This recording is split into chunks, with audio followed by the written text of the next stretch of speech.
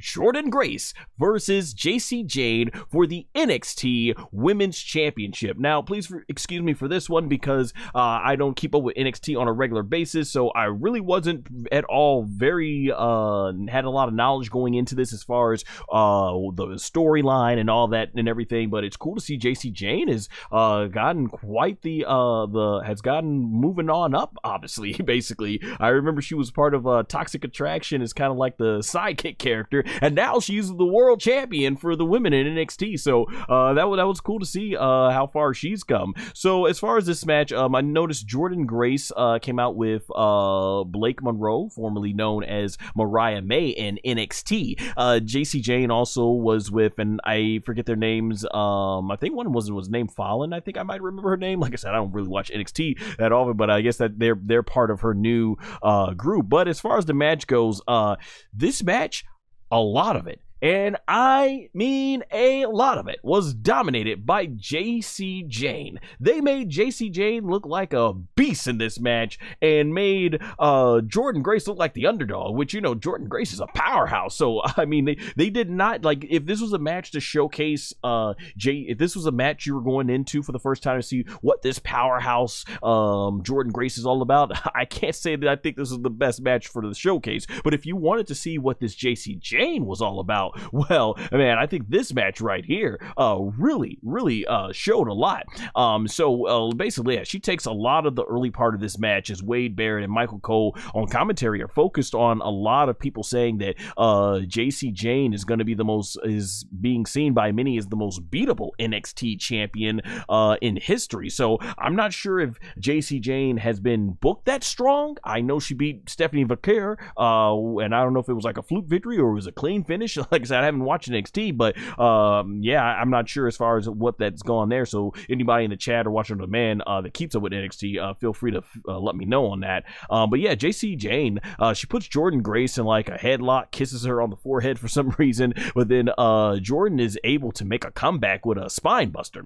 But both women, they start exchanging blows in the middle of the ring as the audience are getting really into this. You know, they're doing the yeah for Jordynne and the boo for Jacy. So audience was definitely into it. Yeah, shout out to the audience there. Atlanta, Georgia, I think they were in. Yeah, they were all into this whole show. There's a very, very impressive folding power bomb where Jordynne Grace sort of deadlifts Jacy Jayne, and it looks like she's gonna drop her down for like a package pile driver, but as she's going like halfway down, she's able to turn her and get her flat on her back and do the sit down power bomb position. I thought that was really cool as she lands it on the canvas. There's another impressive counter by Jordynne Grace after taking on another spot from Jacy Jayne where Jacy goes for a kick to Jordynne Grace and is able to catch her foot. And it's hard to describe this, but she sort of like goes under her leg and picks her up almost in this modified sort of Samoan drop, but she's reversed the other way. Whatever it was impressive. You know, I might have to take back what I have to say. While they didn't have Jordynne Grace dominate a lot of this match, the parts that they did have her show her power were very, very good. Shout out to Notorious Heels Podcast. Says, what's up, bro? We just finished our review. What did you think of the show? Oh, yep, that's what I'm doing right now. I thought the show was very good. I'm gonna go more into detail, and yeah, I'll be listening to you all tomorrow on my way to work on Spotify. Check out Notorious Heels Podcast, good friends of the channel. Really awesome stuff, definitely. But getting back to the match here, at one point in the match, yeah, Jacy Jayne, she does come back with a Hurricane Rana off the top of the rope. At one point in the match, both Jacy Jayne's girls, they try to interfere, and they get laid out by Blake Monroe, who then picks up the title, and she brings it like, and she tries to like bring it over close to the ring. And at this point, I put it in my notes, yeah, for us that have followed Blake Monroe as her time as Mariah May in NXT, I mean not NXT, AEW, we know for her coming over to NXT, yeah, this woman can't be trusted. I saw this coming a long mile away.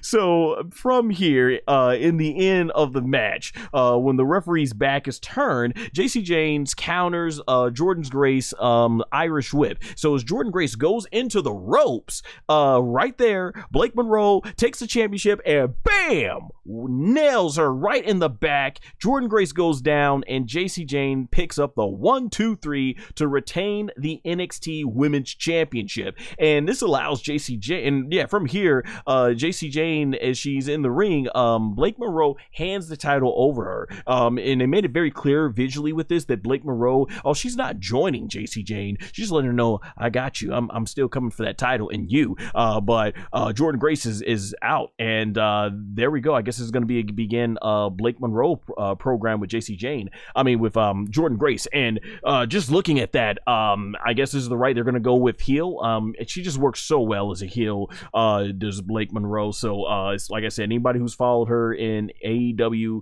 as Mariah May, I mean, she is a fantastic villain. Her cadence when she speaks, the way she physically delivers, her body language, she's a fantastic wrestler, and she can get very brutal, as we saw in her phenomenal matches with Toni Storm. So she brings a lot, and I mean a lot, to the table when it comes to WWE. So I'm glad to see her there. So as someone like me who doesn't watch NXT on a regular basis, I thought this was a pretty fine match. I thought they were going to have Jordynne Grace win, because I think they say the winner here goes on to face the TNA Knockouts Women's Champion at Slammiversary. So I guess they're really going in hard with the push for Jacy Jayne or something like that, or maybe they just want Jacy Jayne to take the loss here. So we'll see where that goes. But yeah, I was for sure that we're going to probably bring Jordynne Grace and try to get the biggest featured match. But yeah, this is pretty good. And like I said, the few times that I do check out NXT, man, there's some great talent that Shawn Michaels is bringing up. It's going to be coming up here to the main roster. All right, before I take a break for water, Notorious Heels podcast says, appreciate you, bro. We thought it was an excellent as well too, bro. Yeah, definitely. I probably one of the best WWE pay-per-views all year long, which ironically is exactly how a lot of us felt about the original Evolution pay-per-view back in 2018.